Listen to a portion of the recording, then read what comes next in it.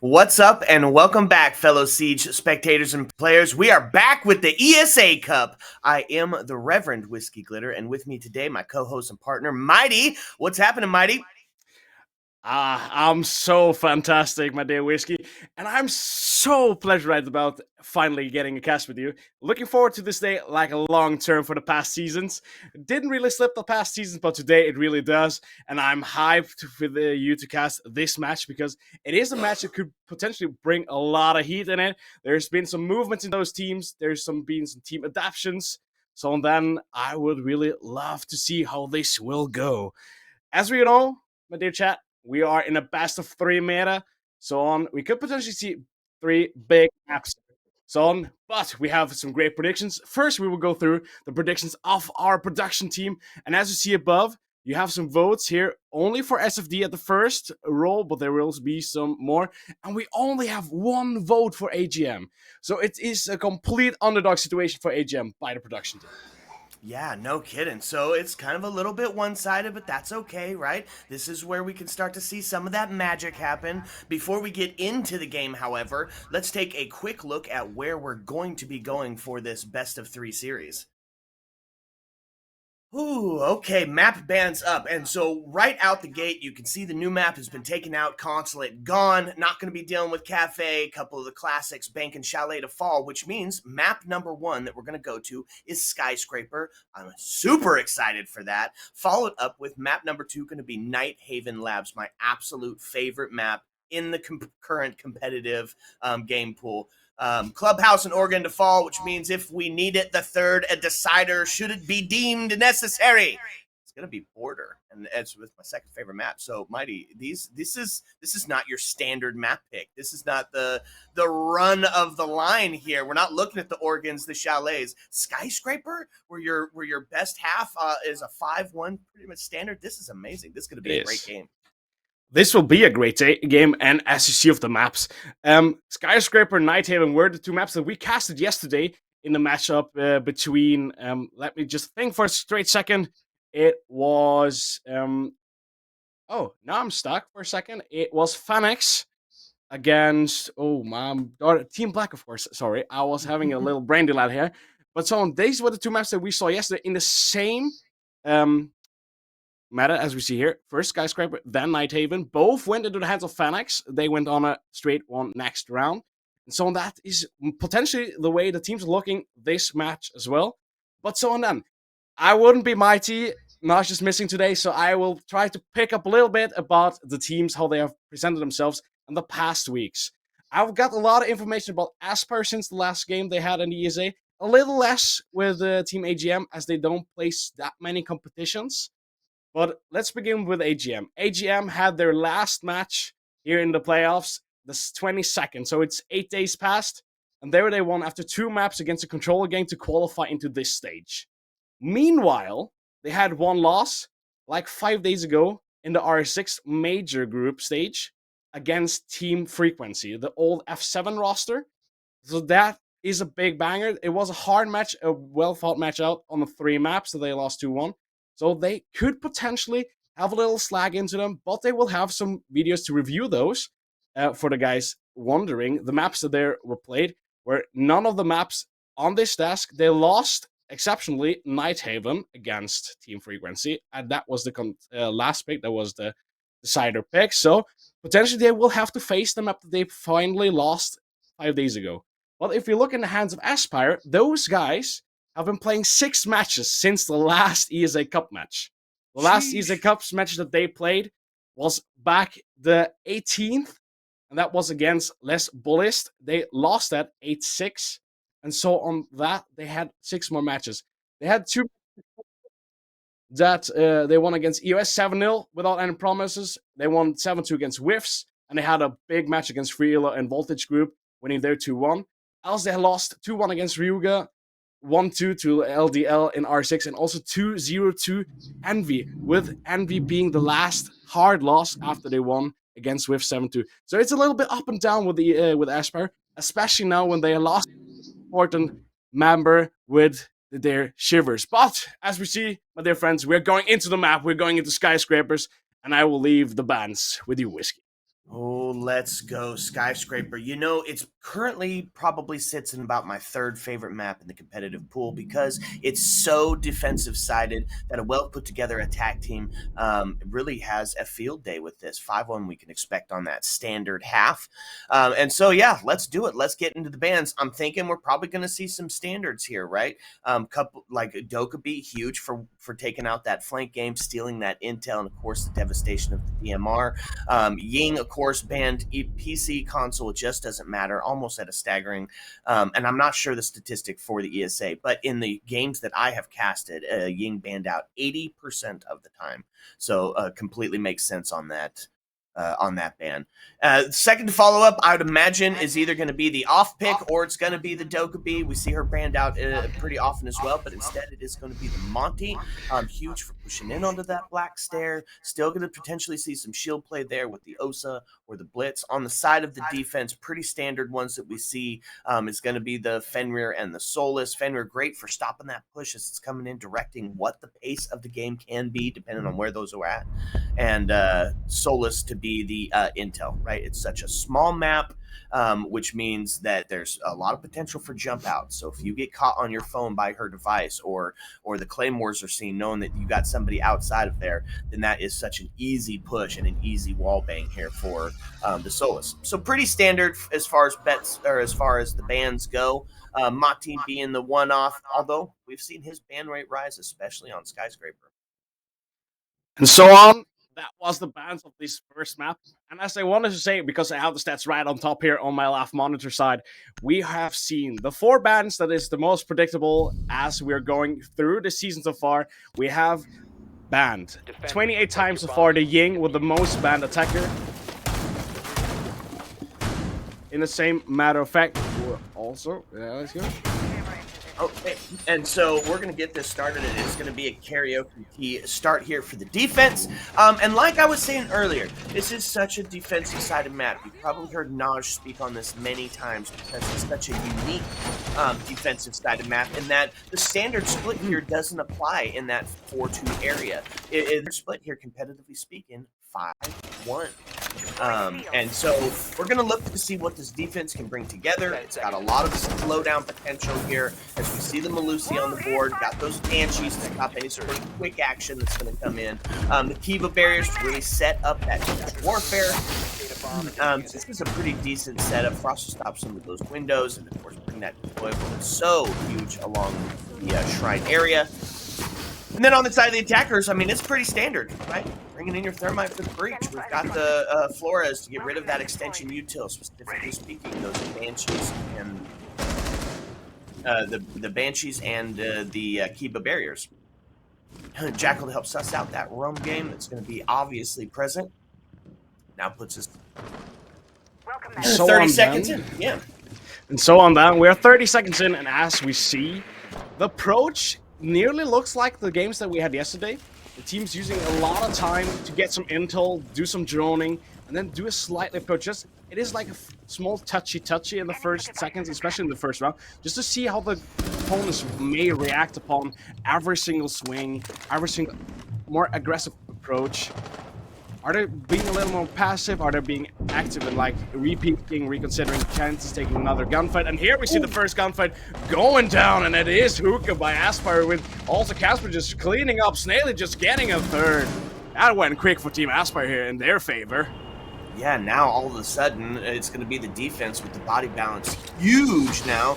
They find themselves in a 5v2, and we're going to start to see another Thermite push in here, try to find one to get the body balance equalized just a little bit. But Kiva barriers completely blocking off Drum from the terrace area. Going to make it a little bit tougher. Maybe have to get up and actually put some work in manually, doing it the old-fashioned way. Unfortunately, we did have a disconnect. We had, but now the build-up is staggering a little bit. There's just no more room for any faults. We still have no, I would say, prompt approach onto the spots. That was a close one there. Not getting downed. Being Frost there. Gunfit against the Therma, but Therma getting swing from below. From Snaily getting the next skill, and this looks perfect for Aspires. They haven't been dealt a single bullet of damage so far. So it's only Longford against 5. Yeah, the 1VX scenario. Dreaded is going to find one to pad the KD a little bit. Does whip back around, tried to catch himself one more. Going to have to ace here to clutch it, and he's only got 30 seconds to do so. But it is going to be the shotty to take him down, and that's going to be a very dramatic round for the defense. It is, but it was a very good round. It was a dominant round, I want to say. Either the way that I've casted Aspire so many times, and the thing that kills me every single time watching Aspire, even if still they are in the defense or they're in the attack, the build-ups or the way they're approaching, they're so defensive until they got some intel. As soon as they got intel, it's so promptly turning into an aggressive playstyle. And to react upon that approach from Aspire is so incredibly hard, because at first you think, oh, they're so passive, let's move a little bit. And as soon as you begin to move, they promptly meet you very high, very early on. And that makes it so incredibly hard to just focus upon the way Aspire plays. And it works against the most teams. It worked here in this round. It just showed the pure dominance, as they always know how to place themselves, get the right intel, and then act upon it. Yeah, I really love that, right? We're definitely living in the age of intel and opportunity, and you have to have that intel to take that opportunity. And you can tell that this defense is definitely playing together, right? The communication was on point. Everybody had a buddy there to back up gunplay. Nobody was allowing themselves to get isolated. And in that case, you said it. They had a phenomenal round and ended up almost taking a flawless round. Yeah, went always into the flawless round. Maybe may have been the goal from Team Aspire, just to show how good they can play. But let's be honest, 1 fall against 5 even though this is a hardcore defense decided map, just only having 1 defender fall into the gunfights is incredible, especially for that first spot, because you really need to defend the whole floor, because as immediately you lose ground on the second floor here, then are pressed back, and there's really no more cover to rotate or do any type of flanks. Only losing 1 guy in your own roster is a big move. Yeah, absolutely. And so we're going to take it up here for round number 2, and it is going to be the exhibition office scene here. And we're employing one of my favorite strats for Skyscraper. It is the half breach with the mirror to back it up. One watching, of course, into that shrine area as well. And what's so special and cool about this strategy is there's a couple ways you can play it. They often close up the single wall, but bring out the castle, which is going to help, of course, set the pace, set the tone for the round, and help guard that mirror, who's going to be so pivotal in trying to keep these attackers out of sight. 2-pronged approach here on the attack. We brought both Ace and the Summon Charge, and the Thermite. And so on. The approach here as well looks kind of fast. They were very quickly into the building over from rotating in by Geisha. Already opened up the wall into Drum to get a more likely deep view into Terrace there. It opens up some deep angles that may be a problem for Airspire in the late game, but as of now, it isn't that big of an impact. But as the build-up goes, we all see that Langford here with his flourish drones is opening up the castles, and he will make some damage. He will take out some of the gadgets on side or near-sided here, and so on. But you look here, also with J9, he's a little bit nervous about these stairs, if there's someone back roaming. Because we had 2 guys back roaming from Aspire in the first round that worked so incredibly good, and that had already put some stamps on the heads of Team AGM here.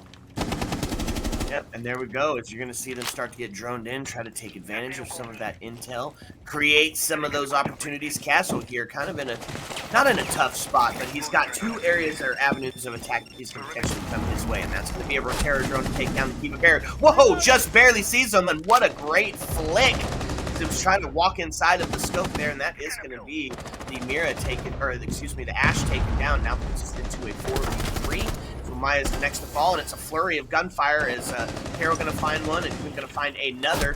L85 claiming the life, now down into a 1v3 as we can see the triple kill ring out. It's now all on the shoulders of the Azami. finds herself between a rock and a hard place here with 3 different avenues of attack starting to push that way. Find a little bit of damage onto the ace, nothing huge, and still has over a quarter of his life, and then a zombie to be dealt with as the collapse starts to happen onto site. Flores to clean that one up. And as of we see, the whole roster from Aspire is leaving. So may there be an interruption there. So on then, we are looking at a replay here. That kill from Casper was just pure beautifulness. As of the Ash, it's not handling to get the kill. But although there, Carol also gets another kill before he gets taken out. That was a big move there into Dragons, making a good play. But it wasn't enough for Aspire to secure that round. As we see of now, we're back in camps. That means we will have a tactical time, not a tactical time, we will have a tactical rehost, I will say. And so on then, if Whiskey doesn't have anything more to say, I think we should go to a little break. Ayo, let's go.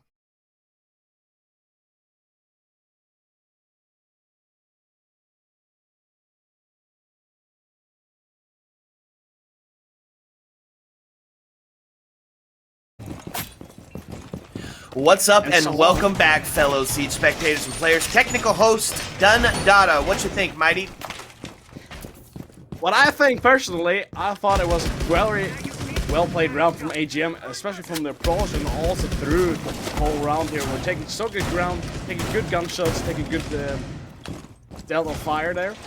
But, as it seems, my dear fellas, as you see on top on our scoreboard, it's still 1-0 for Aspire as the round is being replayed because of AGM breaking a skin rule, stealing them the round. So Aspire gets another round, another try here in round 2 to get their lead up 2-0 instead of 1-0. That's right. Okay, so let's take a look at the defense. We're basically going to run this back as far as ops are concerned, right? It's the same setup, except for not going with half the breach this time. They're going to fully barricade up the wall, which, of course, if you bring in the double hard breach like they are, means that they're going to open it up and the mirror is still going to be quite effective. So not quite worried about having the half breach, and already you hear the hard breach starting to go off as they open up the single wall, start to get a little bit of that sight lines, start to put a little bit work on those members trying to rotate back and cross. J9 going to find the first kill here. So, either the way Aspire gets a reroll on that round, the opening pick continuously being held this time by AGM. So on them, getting the first advantage point, let's be fair, it's well deserved. They won that round, so let them get the first kill, of course. They have a better approach and maybe have a better chance of getting that round back into their pockets. So then the approach comes, 1 minute played. But it looks a little bit more defensive now. They don't get the same type of fast approach onto the spots. Especially now with Hotspur being in T-room and then drawing it first. We're going to be taking a quick look. It's a similar setup, right? They got the keeper barrier still to contend. I imagine Castle's still on the other side of that. It's a practice strat here for the defense. So even though they are down a man, it's not to worry. This is still Skyscraper, incredibly defensive sided, and allow them to potentially bring this back. We'll see right here as this first contest is going to ring out, and there it is. It's going to be the down onto the Flores and the Ash to push up, trying to use that buddy system in play, but not going to be effective. Well, it is going to be effective because he's down to a low health scenario, but he's going to get a ton of damage onto the Ash and still survive. Live to tell the tale. Mute now down in that low health scenario. So 1 down, 3 on low health across the board for these two teams. They're just taking bits and pieces out of each other here. Luckily, if any type of way, Longford made his way back out. He was down in the window frame and wasn't going through. He gets down into the window frame. So he crawled out, gets revived, and no one Carroll may have some struggles as he's now getting pushed by 3 guys in that. 2 from Shrine and 1 from the Shrine windows. Yep, that's going to be the flashes starting to come out. They're going to start to put some real pressure onto the castle here. That's going to be the swing, and he's going to lose his life for that. Another default, and they're going to find 1 off the board. Now puts us into a 5v2. All resting on the shoulders. Oh, man. Yeah, it is a low health scenario here, Mighty. First one going through. Nerd is getting down. Gwyn gets the first kill. Gwyn gets down. Dealt with. Hotspur dealt with by Casper. Casper on the triple kill. And no way! Holy aced it, bro. It was a round looking so incredibly good for AGM, especially they wanted to get that round back, but Casper is not about to have it. He gets the first, he gets the second, gets the third, and then has the fourth down, gets his last approach by an attacker, and then also annihilating him, putting him in the perfect position of pulling that ace. Such a beautiful scenario here. Wow, it's such a tough situation to find yourself in. You got to hold out for 5 seconds, and they are all pushing for each direction. But the problem was they did not push together, so you fed him ones across the board, and then it was just an AIM Labs workout as he took all 5 of them on, catches the ace, and off the back of some individual heroics wins the round for his team. Wow, what a game. Yeah, I love this game, Mighty. I said so, it will be a banger match. Both teams have had some ups and downs in last time, but both teams know it is playoffs time. It is do or die, and that is what they are going to deliver to us. And so on that, don't let us forget about it. Let's see. We see you, bro. This will happen to be in his clip for these ESA montages. So then I'm pretty much happy about having another clip of me just randomly screaming into the mic into that montage. But so now we are in the third round, and this is a map, not a map, it is a spot that you, the map, have to play from above as well. As you see, the approach really quick comes into Geisha by Nerd himself. Yeah, and so let's take a look at this defense here, right? Because we're seeing some real aggression on the side of the attackers. They're getting rid of that util quickly. They're pushing into side very quickly, with J9 being very active, very early, and of course the Ram to take on that verticality. So what do? We bring along Slow Down City. Every single operator outside of the Valkyrie designed to slow you down. A Ruby in the Gates, the Banshees, the Legions, and of course specifically one of my favorite operator picks, the Castle. All operators designed to set the pace of the round. So it's a good counter here for this really aggressive attack team. Now, it is going to be a Rooney up top, hoping to get active early. Oh, and the C4 going to ring out and claim Flores off the board. And that means those Roteros are going to not be able to be on the board. And die with you, so popping that stuff. And that is a utility and a gadget that hurts to lose, so it couldn't be far early on in the round. As you spoke, we have castles, we have banshees. They're not to be dealt with by this flourish, and meanwhile, the next kill goes on and Loki picks up another. Snelly though getting picked up by Nerd, but even still, Asper still in the lead by bodies. Yeah, okay, so that's going to be the equalizer. There's J9 to find one, Rin to find one as well. Now takes us into a 2v3. We still got 65 seconds left on the board, and it is going to be Carol going to be taking this engagement here onto the Ash. Sends one in, gets rid of a little bit of that utility. Got the intel that they're sitting there. It's going to be the shots from the stairs. Going to find a free kill as the triple rings out. Now takes us into a 2v2. 52 seconds left on the board with a Rooney to fall now. All resting back onto the shoulders of the Valkyrie. We've seen this kind of situation before. It's a 1v2. Diffuser in hand. So the potential to get the plant is going to be huge, but we're going to have to see another ace here as the quad rings out. Break out the barbecue sauce for that 4-piece. This is a round, my friends. And this will be pure amazingness and such a bad hurt for AGM if they shall get another collective lose against an ace played by Aspire. As we mentioned, nearly the first round of Aspire was nearly a flawless round, and the second round, it's all surely in the hands of AGM getting pulled out by the ace. Loki is on the position. Can he make himself a legend? He knows the plant! Doesn't get the kill, but he secures the round even then with a quad kill. So on. I get to say one more thing.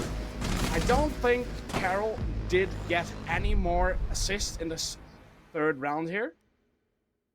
But I have to say, when we look back into the replay, as you see here, he has 4 assists. I think that was from the first round that we saw in the second round here. And these are brothers. For all that guys don't know out there, Carol and Casper are brothers. So Casper getting the ace in the second round, where Carol getting 4 assists of those. That is a brother play by the book. What an interesting dynamic. I didn't know that. That is so freaking cool. And yeah, they must have been playing together for years. So get the assist, be the team player, help the brother out. And you're right, it's across the board. We're seeing these low health scenarios. I wouldn't be surprised if we don't start to see some operators like the Dog, like the Finka start to come on board. We know that the Finka LMG is back, you know, so bring a little bit of that health to the table as well. Not a bad play. Let's take a look at the defense. Gonna kind of bring a similar setup here, Mighty, except for the one key difference. We're gonna bring the Goyo out. I like it. It's area denial, right? It's great for that attack team, for that really aggressive attack team. I think this is a good adaptation here. And as we find ourselves on the back end of the round rotate, I don't know. It's gonna be all on AGM here to start to get active. I really don't know either, but as you said, bring Goyo is a very well adaptation for the type of playstyle that AGM brings to the table, because they're so much about taking much ground early on and then coming over the doorways and windows, and that you can deny better with Goyo than you potentially can with some other operators. So that is a great adaptation. But don't forget, Goyo is bringing a hell of a weapon with that Vector. Vector is a damn good weapon. It deals insanely amount of damage in so rapidly shortage of a time. Yeah, absolutely. The Vector, when it sings, death it brings, baby, and it does it super fast. I love the Goyo pick here. On the other side of it, it's ones you've seen before. Outside of J9 bringing into the Brava. Brava, great operator, can be utilized to take away some of those intel cameras that Valkyrie brings to the table. And one of my favorites is taking those Banshees, right? And that can be especially effective in the late round. These Banshees are definitely a hard point to get rid of, especially in the late games, because you don't have the time to search where is this Banshee. Can I potentially also turn to get this, because it is a fair trade situation. Either you concentrate on the things that happen in front of you and potentially try to get the kill if someone picks you, or you can control yourself and get the Banshee done. But as this round continues, Nerd gets the first kill upon Aspire here with Snelly now knocked out, and that is the Goyo in fact. And well, at least he got his util down. Oh, and another to fall as Legion gonna get his head ripped off. Start to see some of those EMPs. It's gonna be the push-up, try to take the swing with some shots with the drum. Looking towards it, gonna find one on the balcony, back towards the drum area, takes a free fire. Frost all alone here in the back end. Oh, almost finds another. Bravo the next to fall, puts us back into a 3v3. Frost takes a bunch of damage, reduced to just over a quarter of the HP. Maybe a bit on the redirect, knows they've got plenty of intel. The cam's still potentially up here. The Valcam just pointing out the location in drum, and it's going to be the move around. 43 seconds, Mighty, we still have left in this round. 40 seconds left, back on the clock. We are closing in on that legendary sentence. There's 20 seconds left on the board. What do you do? But as soon as the Asper and Carol hear the hook as well, they heard there are only so a few seconds left. They turn up, they hold their angles and wait for the opponents to come. And as they come, they get thrown down to the ground.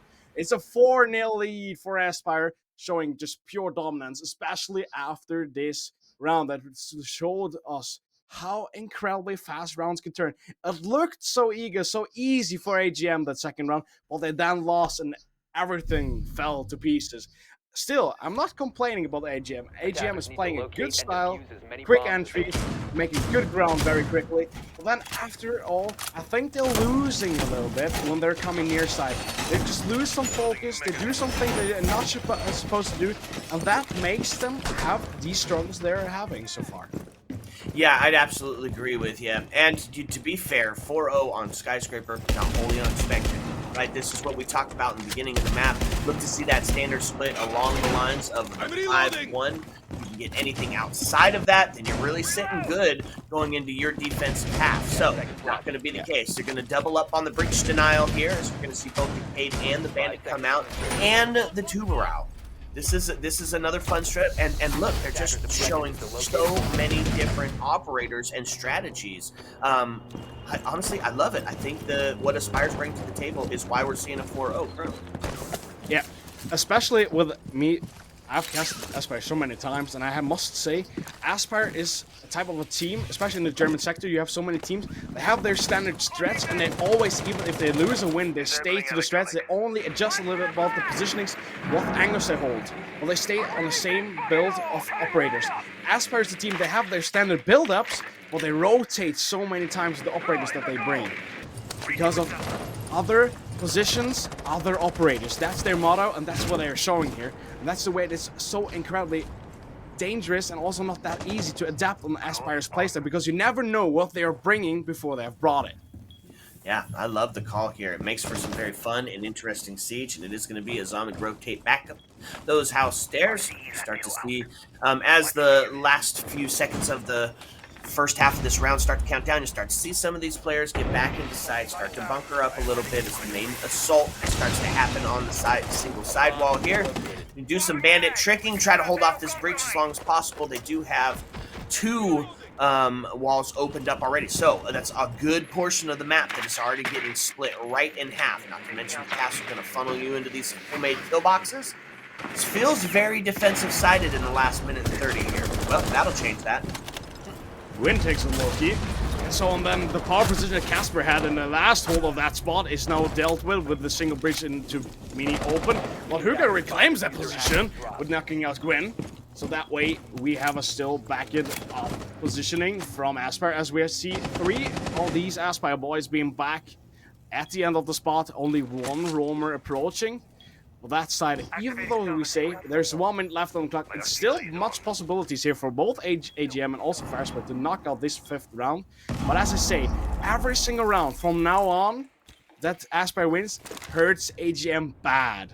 Because even though it is such a vulnerable map, especially because it is so defender powered, if you lose 5 or 6 rounds, this surely is a first knockout. You're being counted at, that this won't be your map. And the most interesting part about it is that this is AGM's map pick. That's the most scary part of it. Yeah, I would agree with you on the 6 part, but not the 5, right? Because 5-1 is the standard, the current standard split for Skyscraper. So looking to see probably going to be along the lines of the attack team finding one. Oh, now puts us into a 2v2, 16 seconds left on the board. This is going to be their chance to do so here, but it's going to take some more damage onto the Thermite. So I'm going to go down in a hail of bullets, and that's going to be the Thermite to fall, now putting all on the shoulders of the Ace. He's got to find this 1v1 situation, and 3 seconds left.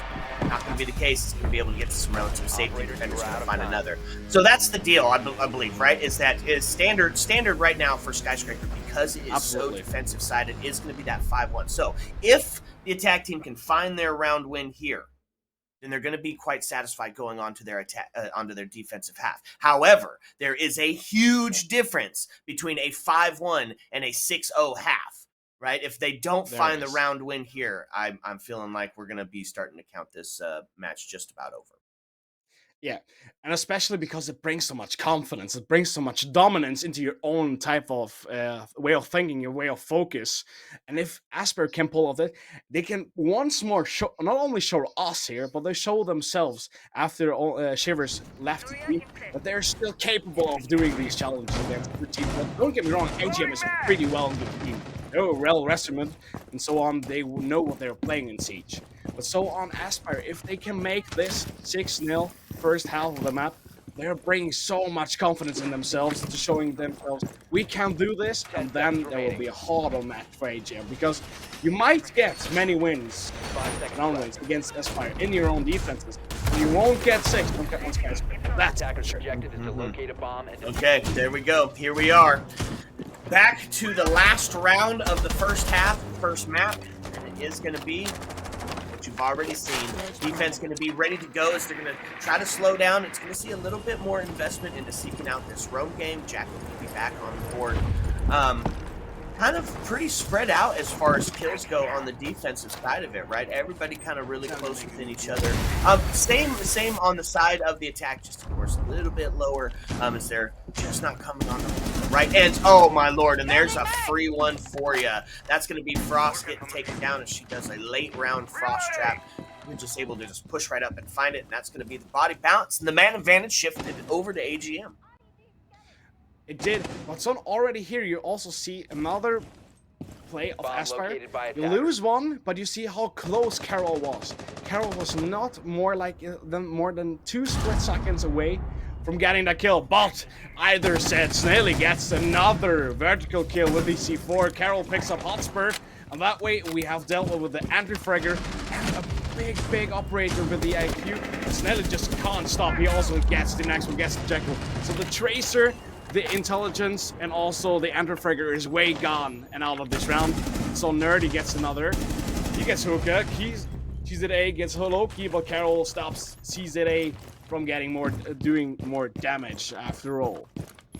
Minute and 27 still left on the board to get rid of that late round BP that went up. So he does claim the vertical finally here in this 1v2 scenario. It is a full health versus some lowered health here, but a bunch of cutoff being done as the castles are everywhere. Gonna have to kind of redirect, right? Reset, because this is still completely winnable here for the Thermite. Finding that first kill, and there it is. There's Snaily gets yellow ping, and that's yellow pings is such a liability, especially for AGM, needing those pings. But this yellow ping is such a troll. Not even close to the right spot, right? It's already rotated out and now rotated around, and Carol coming up on the back end is going to potentially find themselves a free pick off the back of some bad intel by the teammate. So still on this low health, going to take this first bit of corner, trying to be quiet, and that's the plant going to start going down. He can hear it, but he's going to maintain his composure. Yellow ping's going out to go ahead and give him that information, and that's it. Now finds the kill, and that's going to be a triple for Carol, and a 6-0 on the half. Mighty. This was a tough round of Siege. It was a tough round. It is especially not only a tough round for us, but a very tough one for AGM, as they know on their own map extend against the wall with their backs. 6-0 first half done, and not only it is a 6-0 half with them standing completely with their backs on the wall, but just think of how many multi-kills that we saw by Aspire.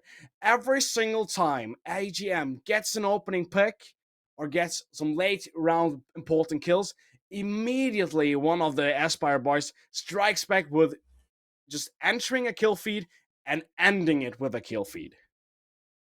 Yeah, you're absolutely right. The multi-kill capabilities here of Aspire have just been astounding, including an ace and an almost ace, and a flawless round in the first 3. So now it's going to switch gears a little bit. We're going to see the op swap here, and we're going to see what AGM brings to their defensive side. So now they have to be perfect for 6 rounds in a row to be able to have a shot at taking this map back to OT. But like you said earlier, Mike, this is their map pick, right? So this is what they practiced for. This is the map that they chose as one of their best to take on against Aspire. So I imagine that we're going to see a bit of the comeback. Here's the question.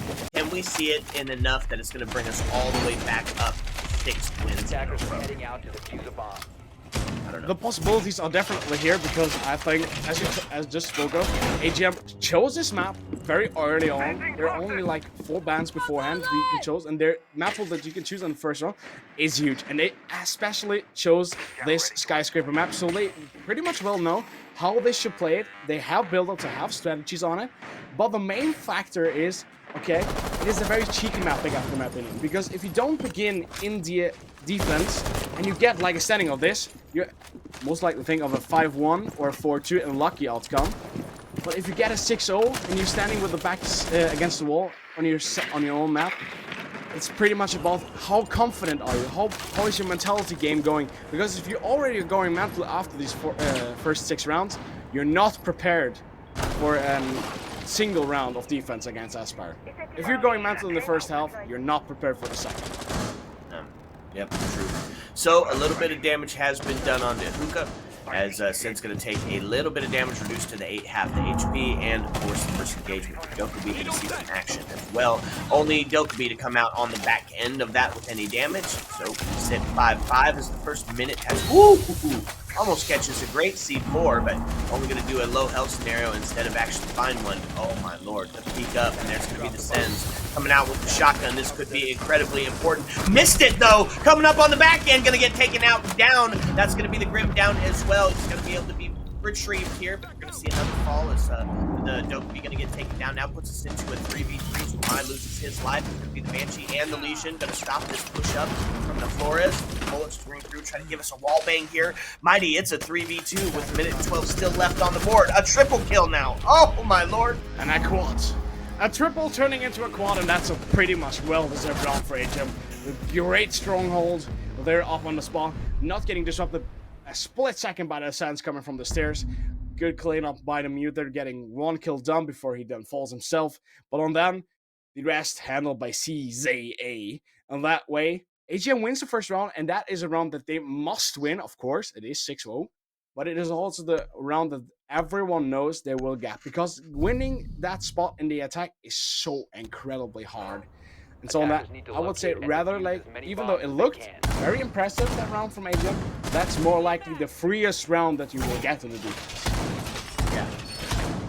Okay, so now moving on to the exhibition office here, and we're going to see a similar setup to what we saw on Aspire's defensive run. We are going to see the mirror back in play here. Probably going to see some of that half breach. I like the bringing of the Mute, right? In the realm of the close quarter combat arena, shotgun is king. You can bring a shotgun along and also take away the intel in the process. I think the Mute is the right pick here. And Mighty, what's this rise in Melusi, right? All of a sudden, Melusi is everywhere again. And you know what? I gotta say, I'm 100% here for it. Me too. I love the gadget with the Banshees. I love to play this disruptive style. Just every single time, especially in console, here we had a big problem with the meta being so run and gun chosen. And that way, you bring such of a hard break, I say, where you just immediately, when everyone on the opponent team and the attacker say, okay, let's push him, let's rush into the side, you immediately break that type of approach with those Banshees. But we don't have to forget, Melusi is bringing an MP5 with ACOG, with now in the season meta, with bringing us all these sights back that we had back in the days with Siege, who still was the best game on the market. It is now, again, the best game on the market. Let me show you that. But these sights have turned the meta that we play in Siege so incredibly hard. And that is the major factor, for my opinion, why we see Melusi rise up that way. I love it. Yeah, I love it. And I think you're spot on, absolutely.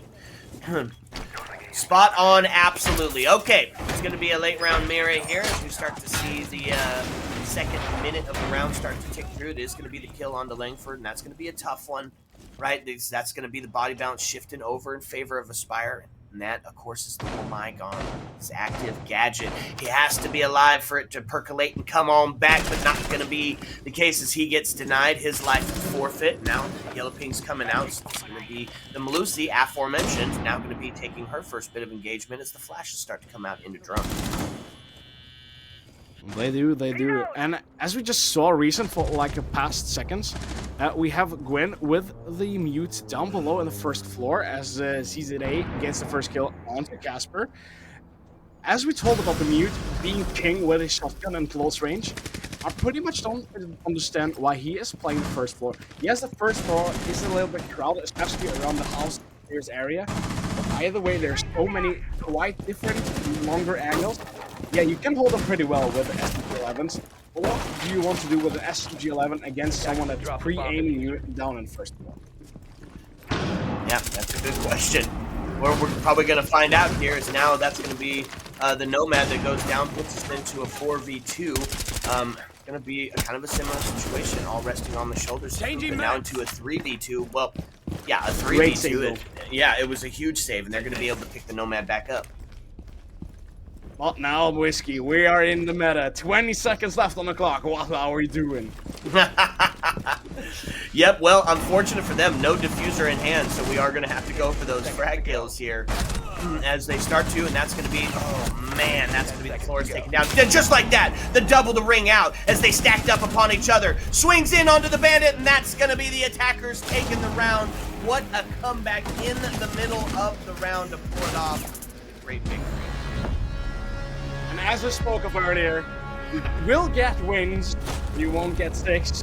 It did only take 3, and Aspire, even though they're standing with their backs at the wall in that round, particularly, being all the way back in Geisha the past 18 seconds before ending of the round.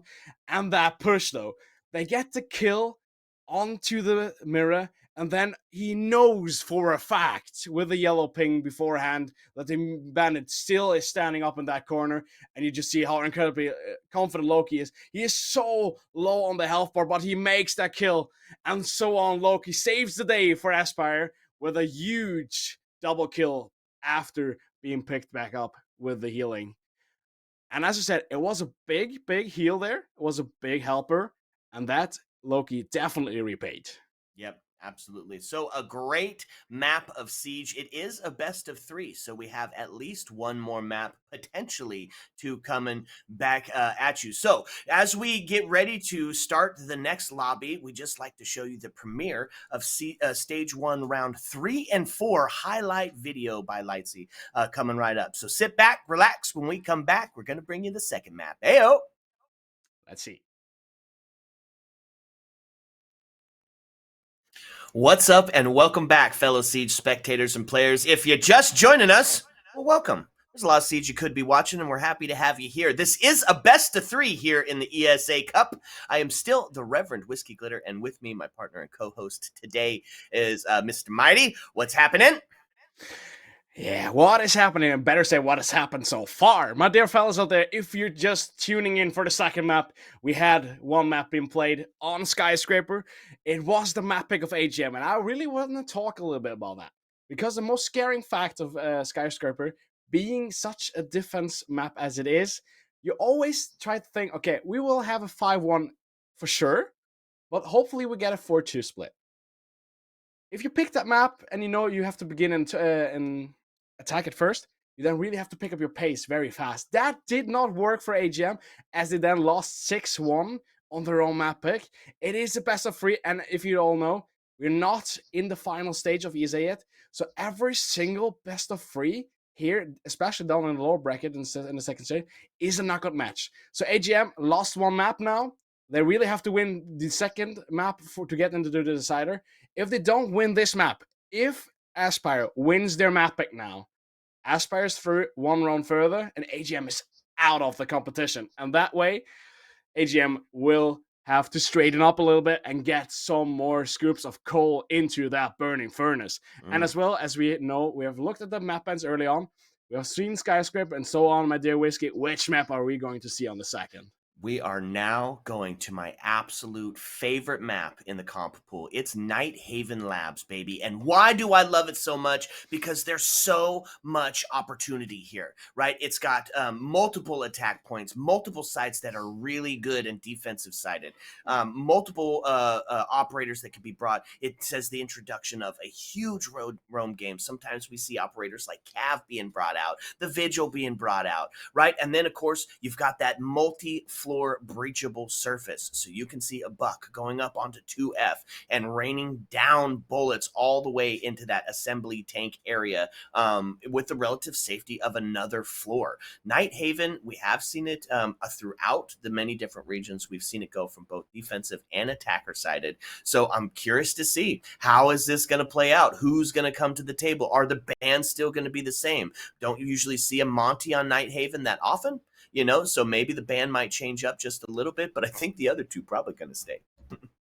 Yeah. As we're just talking about bans, I think Ying will stay. Monty won't stay. I think we will choose over and get a Monty out of the bans and get a Flores into the bans, because we saw both teams brought these Flores so often and so on. Then I think that will be the second ban. I also think that the defender bans will be the bans that we have seen so far, and so on. We shall see promptly in a few seconds as we now go into this map with Night Haven Labs. And one last fun fact here, my dear fellas. AGM lost against Team Frequency in their last Pro League match so far, and the decider map that they lost against Team Frequency to lose their spot in R6 was in fact Night Haven Labs. It is the last map that they have lost before end of this map. The past map with Skyscraper, so on. It could be a hard one for AGM. So will it be a dominating map by Aspire or a redemption round by AGM? Either way, we're going to find out coming up very soon. First band to go out, and it is going to be the Monty. I have almost no doubts that the Ying is going to follow this up because she's so huge on that last second push, that 20-second meta push that you were talking about earlier. Yeah. It is a huge reliance, and also with the recent rebuilds of a shield operator, how they like are being played and how you can use them now, with reloading behind the shield, having better angles, only firing while into the perspective of shooting, no more hip firing. You're better covered, and you can approach more better now with also these bashes that you can do with the shield. That way, Monty and also a Blitz are a terrible weapon for the attackers. Yeah, you're absolutely right. And next, we're going to see Azami taken off the board. And now I know we both guessed that it would be the Fenrir Souls, but, Azami is a great call here. You see her, especially on that 2F location, really digging in and setting up a bunch of barricades, just like you would see on Clubhouse in that garage area, and really just making that site indefensible. And I guess that is the area where you'd bring the Monty in as well, especially for that 2F location.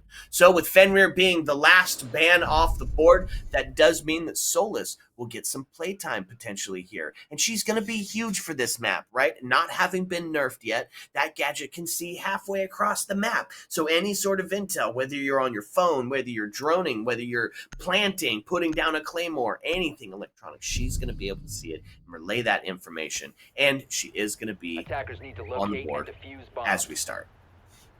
As we start, she is banned, and so on. Now we say one more thing. We did see an Azami ban.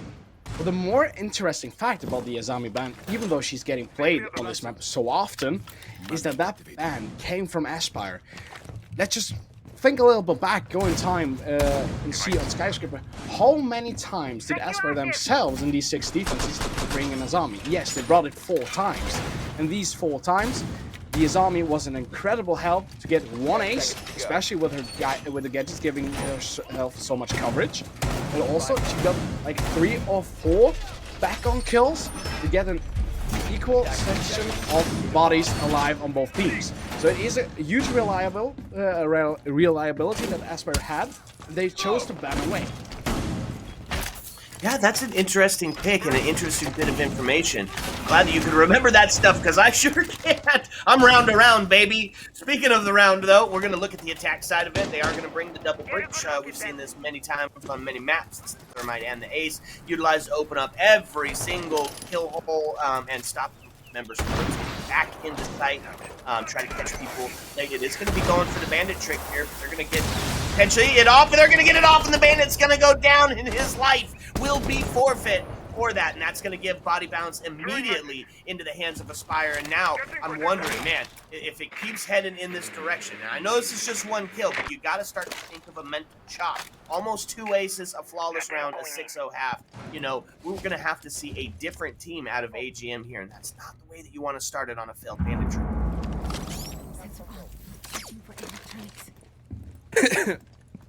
I just got some air in the wrong spot there. So we're in here in the round.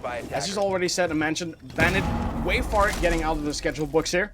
And so on, we have more bodies on the side of Aspire, with them doing an incredible approach, but it is a good approach so far. Well, they're not making any ground so far. Just look at the presets of the positionings that Aspire has. More or less, all these positions are still outside of the building.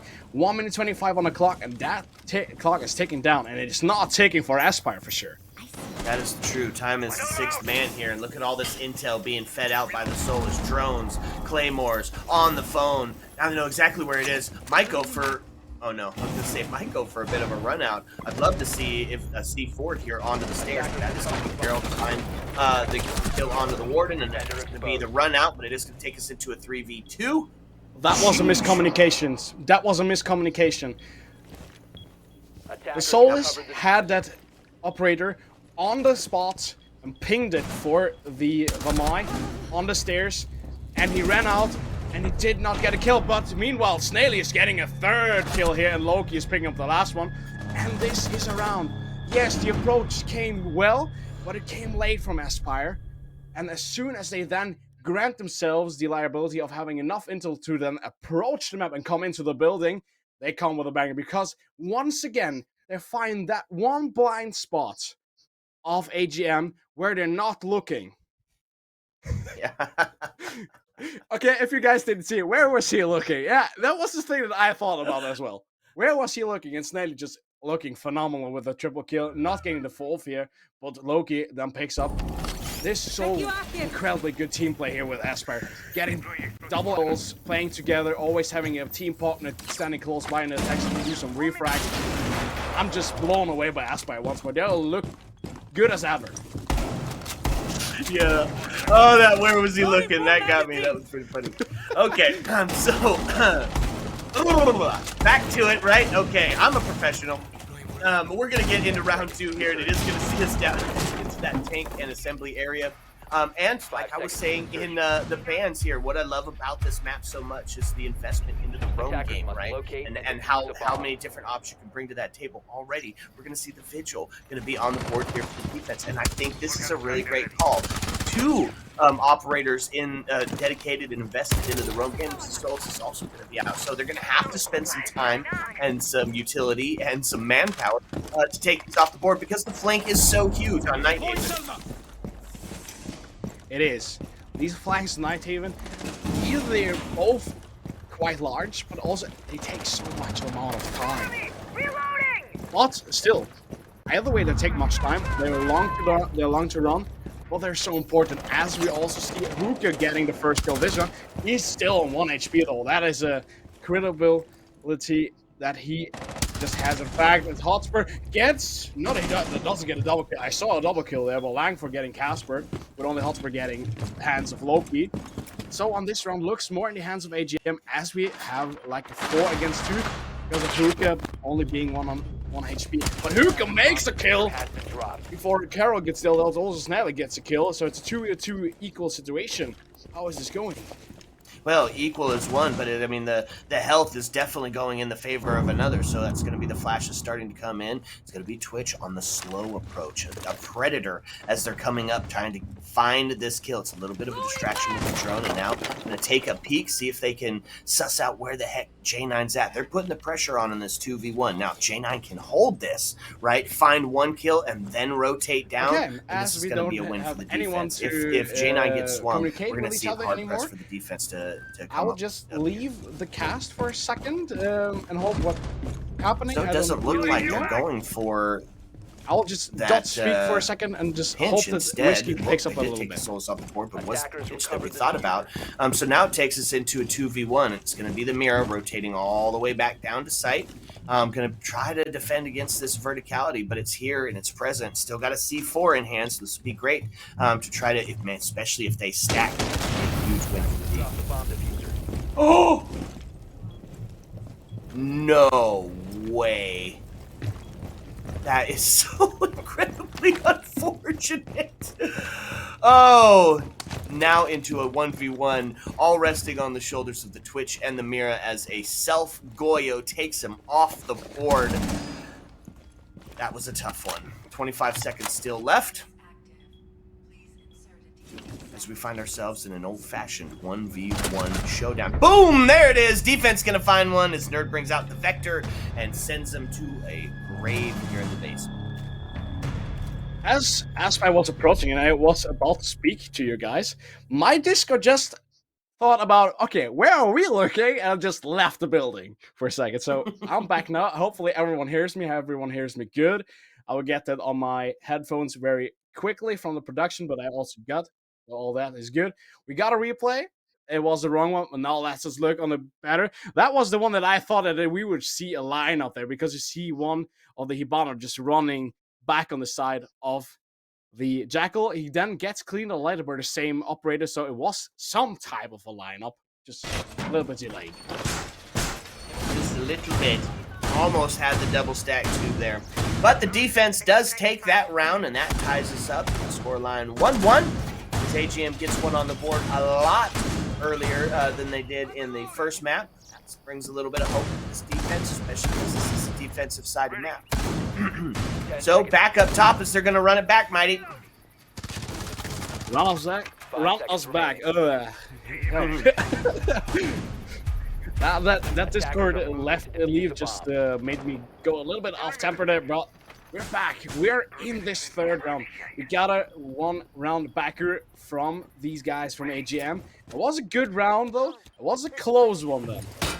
Go on then. We just see the first live beings of AGM on Nighthaven, and it was an important one. It didn't happen so late. It come very closely and very early on, and that is a good retrospective thing to think about AGM. So then they get some feet on the ground, some liability in the scoreboard, and that way they show themselves we're not done yet. And that's especially the things that we want to see from AGM. First wall going to be opened up here. As the first minute starting to ring out. They're going to send in some drones to do what they do. A little bit of poking, a little bit of prodding. Try to figure out exactly where these defenders are at. And then split the line in half, right? Cut the side in half and start to try to catch them rotating back down. A little bit of verticality we had here. Nothing to show for it just as of yet. And they can start sending in those Flores drones. Taro's being great for getting rid of some of that extension util. Got to bring along those EMPs, however, to deal with the mutes that are holding them back. And there is quite a bit of extension util, right? We've got the Wamais, we've got the mutes. We've got to try to dislodge the Mira from... oh, hello. That's a pretty fun angle. Snelly being a little bit cheeky there, wanting that kill, but not getting it so far. But as we speak, half of the round well gone, and this game, Aspire uses a little bit too much of their time, in my opinion, to approach the map. Still, we have not seen anyone enter the building so far, especially not in the second floor so far. We're far off spot and only 1 more minute to go. Yeah, and what we're seeing here, folks, is that the attack team is setting themselves up in all of these critical push point positions so that they can try to collapse on the site together. That's going to be Carol to find the first death, the first casualty here on the attack side, giving the man advantage over to the defense here as we see the last 45 seconds start to count down. You said it earlier, time is the friend of no man, and that's especially true for the attackers. That's going to be Buck and Flores both drop. Now put this into a 5v2, into a 4v2. Is Wamai going to get taken off the board? Back into a similar situation. Thermite going to have to do all of the work here, and he is on a low health scenario and one on the side to clean it up. He's cleaning up, and he is doing the best he can, and also prevents another round win from Aspire, as we finally, for the first time of this evening, have AGM on the line with a lead against Aspire, and that is very happily to see for AGM in that perspective, but it's an unfortunate one for Aspire, as they're now begin to struggle. Yes, also Nighthaven is a well-known map where defense is king, while attacks are good as well. And so I'm not saying Aspire struggles well a lot yet, but it can come because AGM is beginning to look stronger and stronger every single round that surpasses.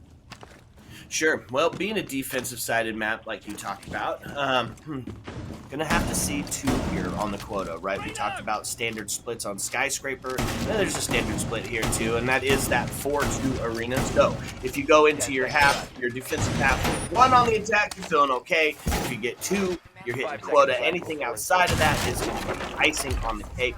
And that is the first bit of round rotates. Dada, goodbye, sayonara, see you later. As we're heading into the back half, first half of the second map. Wow, that was a mouthful. Okay, we have the first quarter of the map dealt with, and so on. We're going into the first third with around 4 beating so far. Come on, let's see who will get their nose into this round at first. Will it be AGM picking up another kill, an opener, or will Aspire shine a prom and be the phoenix out of the ashes in this round number 4? So we're going to see a couple of different operators on the board here.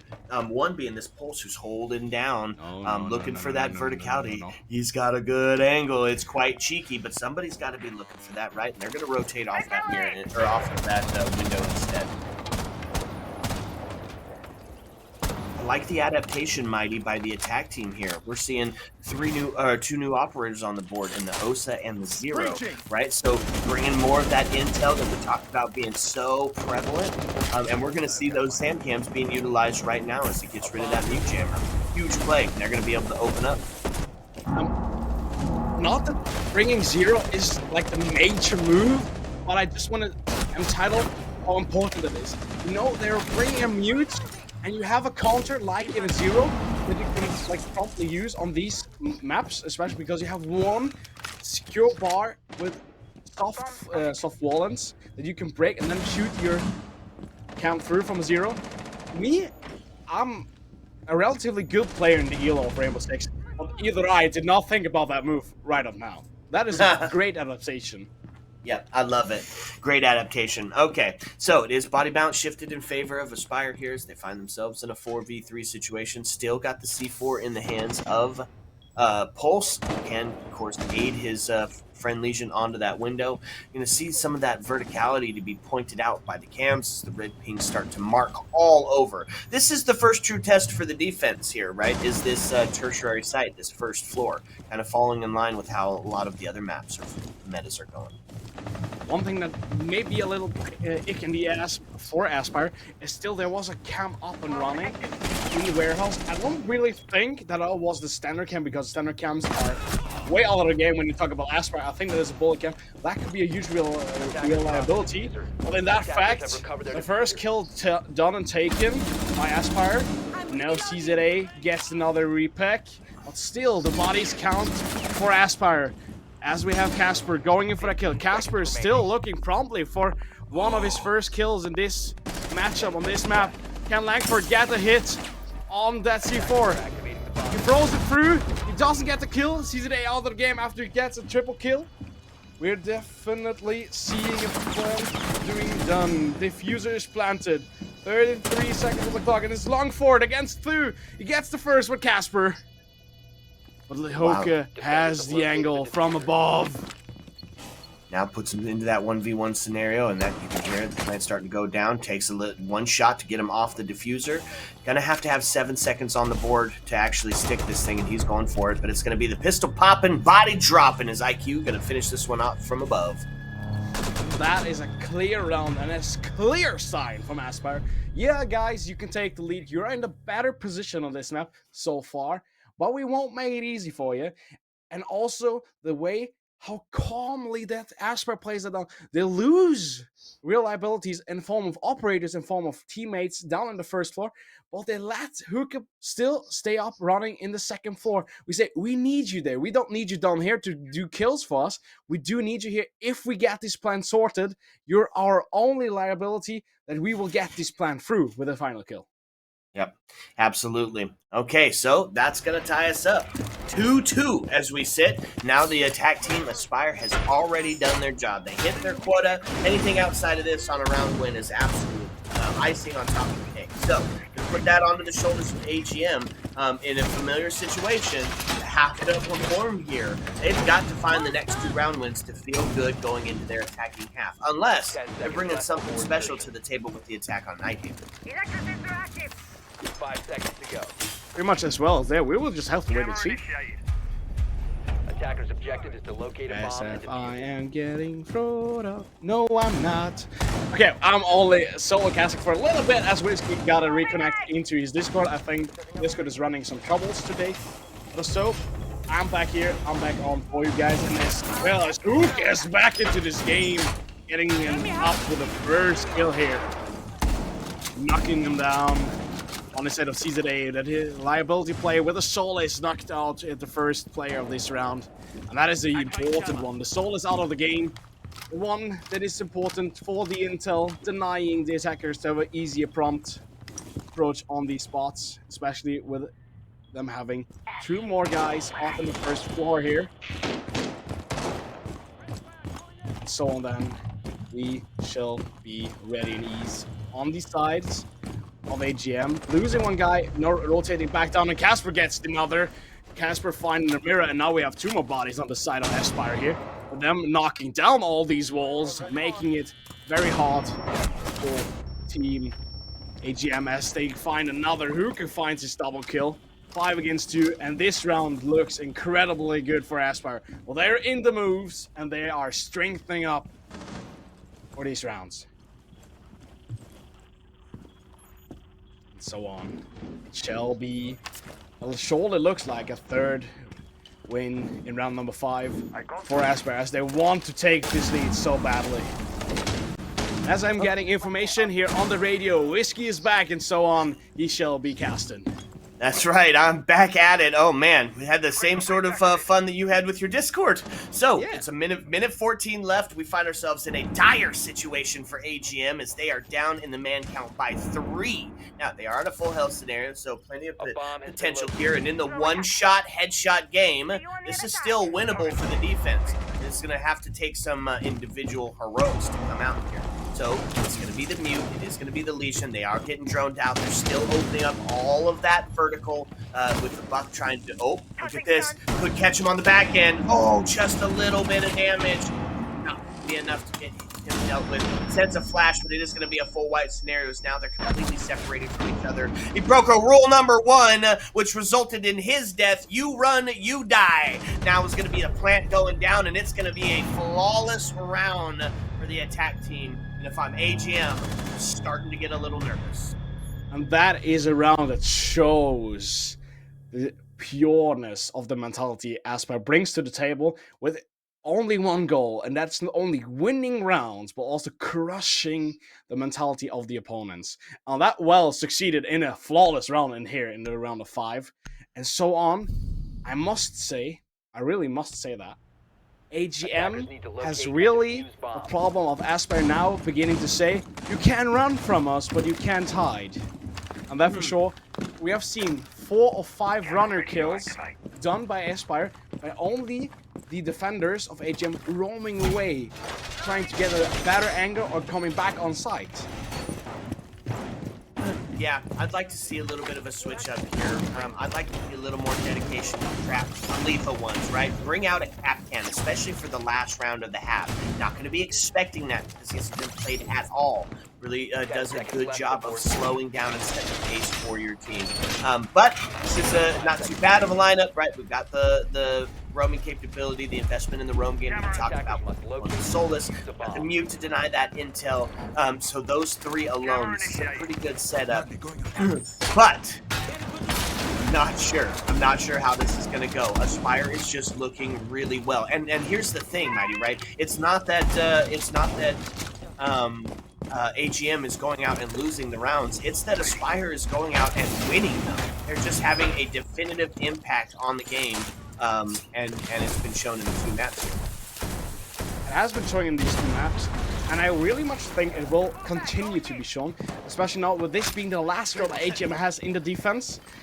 And I'm pretty much shaking about thinking that potentially, if Aspire does this round, we don't have a considerably 4-2 change for the attackers. We don't have a 3-3, but we have a 4-2 advantage from the attackers going into the defense. And that, on Nighthaven especially, that's a huge taker.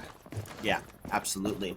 Equalized on the body count as J9 and Snelly get taken down. That is going to be both impactful for both of those teams because there's no way that we got all 4 of those Sam Cams out, and for sure, obviously with Wamai dying so early in the game, there's going to be a lot of discs that are not put out to stop that projectile. And that's a major fact about Wamai. Wamai has a chargeable, or better said, a rechargeable gadget that he has to live through to maintain his gadget to be thrown out and be used. And that way, many guys, in my opinion, play Wamai wrong. Yes, don't get me wrong, MP5K is a great weapon for spawn peaks, for roaming, especially with Wamai not being one of the more heavier operators. But if you pick Wamai instead of a Jaeger, you have a ground thought about why we bring a Wamai. That way, you should stay not either on site but close site so you can use that gadget for sure. Because if you just look how many flashes potentially there still are here, we have 6 flashes in the hands of Aspire. That's more gadget than Wamai brings. And that's a crucial reliability on the spots. Yep, absolutely. Completely correct. And so they did get that verticality established, got the hatch open, going to start to take a look. As you've heard Pengu say it, the verticality in the hatch play is so important because you don't want to be caught walking down a staircase, walking through a door, and forming their own sort of little pillbox. Okay, so they're going to attempt, an attempt successful, to open that wall from the inside so he doesn't lose that vertical nature. Still 3-3, Mighty. Yeah, 20 seconds left on the board. And it's everybody up top, so we're going to look to see a hatch drop. Kind of split up a little bit, sees one, takes a bunch of damage onto the mute, follows it up by dropping down, going to try to get that kill. It's the pre-fire, is going to find it. 7 seconds left on the board. They're going to drop down the other 2 hatches, now get themselves in line to get themselves a plant.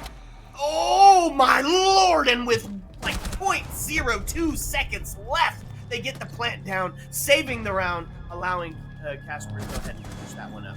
And that is not even one square bit what I was attempting to say with Aspire. No, joining up on the booths here, giving us a way of dominance, showing that either way this map is more defender-sided. We can bring you some badass rounds in the attack. And this round here, with that kill from Casper, how quickly he intends to flick down, getting that mute. But just look at this health bar. There's no more time to switch the diffuser. The Hibana has to put the diffuser down, does it spot on the millisecond, not to get the time running out.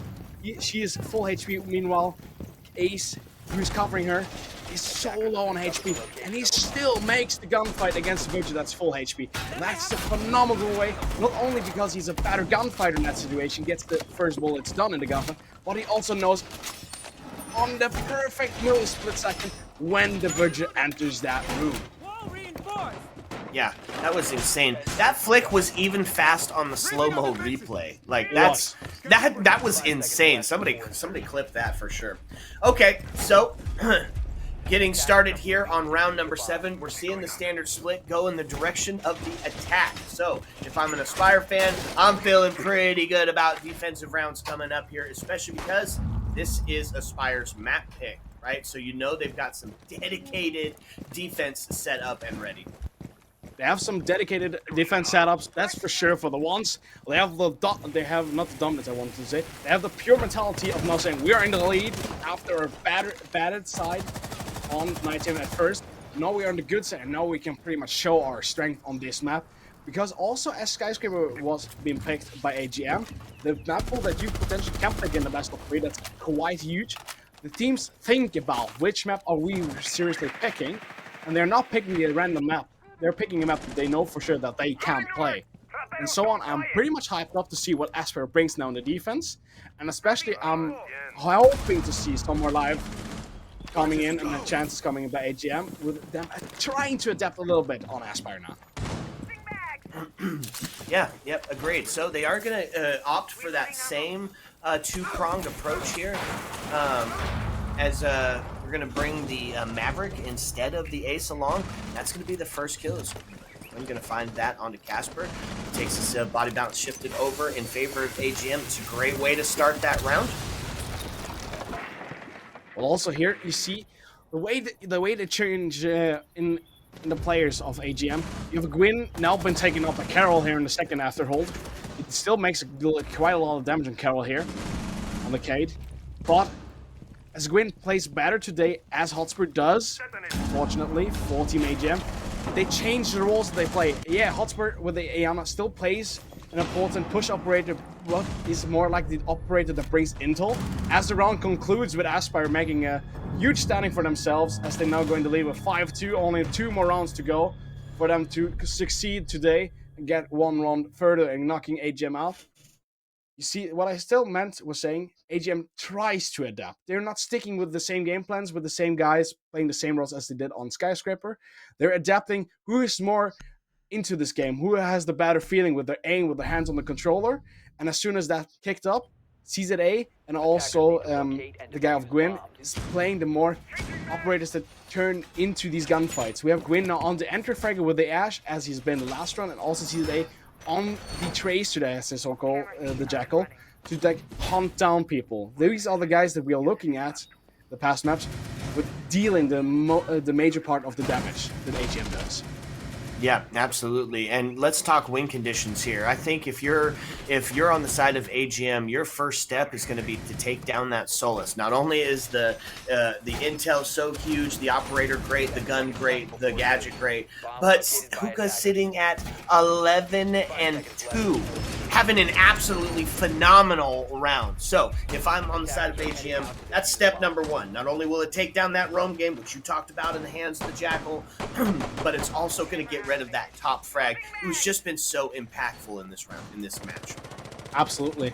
And I don't want to brag so much about it because it is a player that has played for Aspire so long, and it is a good friend to the Aspire roster with Valle, Scorestreak, Shivers leaving the roster with a player that has been the MVP many times for them, being an important man who makes a lot amount of kills, not all of the roster. It's so much more important to see straight away a match that you have lost in a preference of turning the roster and seeing who fits best to replace this player.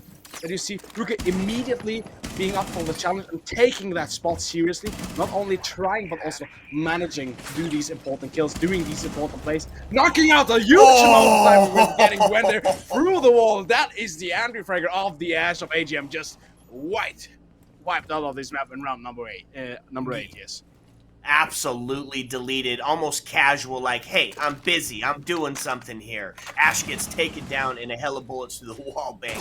What a shot, and we have been saying that all game long. It has just been some incredible plays going on. Now, they're really going to start to put some pressure onto this Solus here, and she's going to take a little bit of damage in this 2v1, but begin to put themselves in a position that they're able to rotate back out of it, force them to push in, and they, of course, don't know that she got off the pillar. So if she's able to get out of there, then that's going to really slow down this attack team, as they're going to start to still try to put some pressure and presence onto that pillar area, wasting that valuable time that is starting to tick down. As one more kill gets dealt with, Casper getting knocked out of the round. As Langford gets down and also annihilated by Carol with the C4. Hookah gets the next kill in his W. He is not finished, but now he gets dealt with by Nerd. But still, the bodies count for Aspire, and also the health bars count for Aspire. Either way, Snaily is being dealt with a lot of damage, but also if we look at the J9, Hotspur, also Nerd saying they're both just on the half of their health bar. And this will be a complete challenge for them to knock down, as we see all three defenders now being on site, being prepped with angles on these entryways. And this is just... I'm blown away by the playstyle. We have an aggressive playstyle that works for Aspire in the first 2 minutes. And then they immediately, without ever having... I have not seen them rotate back on these positions. They're just having these positions on it. But there is no intel! And the intel kills the game! Carol gets a double kill on Nerd and Hotspur because there's no intel on AGM where someone is laying. They thought the spot is free. It isn't. They go for the plant, and Carol just says, "Thank you much for this double kill. I'll take that." Oh man, what a double. Mighty, I feel like we've been saying it all night. Are we watching just Aspire just be incredibly well balanced today? The shots, the pre-fires, the intel that's going on, the absolute shenanigans of hiding in sight, waiting for the plant to go down, popping up the perfect moment, catching the double on the way out. I mean, this has just been, it's just been all Aspire, and now we find ourselves on that coveted match point scenario again in a similar situation where we have to see AGM be perfect for 4 rounds in a row, or that's it. They're taking that proverbial bus ride home. It surely looks like it. Let's be honest, guys. All matters and all honors to AGM. Aspire is looking so phenomenally good. They're looking so great in their game and their playstyle. I don't really think AGM will have so much more than getting maybe 1 or just maximum 2 more rounds, but they won't get this overtime because Aspire is looking so phenomenal at the moment.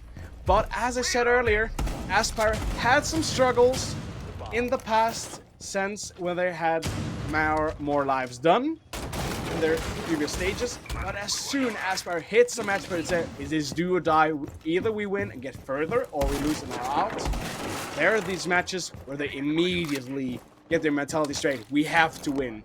And as I wanted to say from hockey, you go into the locker room of Aspire, and I promise you guys, you don't see a single man on that roster today who doesn't have this vision, this face. You just see he wants to win. He wants to succeed today. And that is one of the prompting that I say changes and lifts up Aspire mentally from other teams, especially in the German sector. Okay, let's go. Well, you heard me talk about bringing more traps to the table and potentially bringing along that Kapkan. Well, you're seeing it here. Kapkan going to be on the board, and he's so huge when you're pulling it in, and you haven't seen him played because either it's going to be incredible and you're going to get some kills off of it, or it's going to force this attack team to really slow down. So Castle does find his life forfeit. Frost going to also start to take the engagement, but it's going to find one, and it's getting into a rough situation as it's all on the shoulders of Nerd now, putting us into a 3v1. And it's too little. I saw that too C4. late. I saw that C4 coming in. I saw it coming. I saw where Pulse was recently. And that is bye-bye for AGM. Thank you for participating in Season 8 of ESA Cup as Aspire makes another phenomenal run now on their own map pick, with Hook just being slick with this beautiful animation of the Pulse. 14-3. That is a call that we don't see every time, especially not in a knockout match. And so on, Aspire concludes today's evening with a 7-2 on the second match. Oh my dame, what have we seen for two maps? That was an absolute roller coaster of emotion, right? It had a little bit of everything. It had the quick plants. It had the 6-0 starts. It had the come from behind on the attack-sided wins. It was just an absolute pleasure, and a pleasure to cast it right along beside you. I mean, this was a moment in the making, and it lived up to the hype. It was absolutely so much fun. I can just give it back. I was looking forward to cast with you alongside you once, especially, and now I really much hope for many more to come. And so on, then I will give some shoutouts. Before we continue with the productions, I just want to give a huge shout out to our production team. We are a 4-man squad here doing this. It's a little bit sad that we don't have the viewer numbers that we usually have, because this match was so incredibly good to watch. That may be because of Blast being online, but so on. Everyone out there, give all these producers and production members a huge shout out. We have all gone back on the observing. He's a major impact on this roster. And then we have Nanos back on the producing board.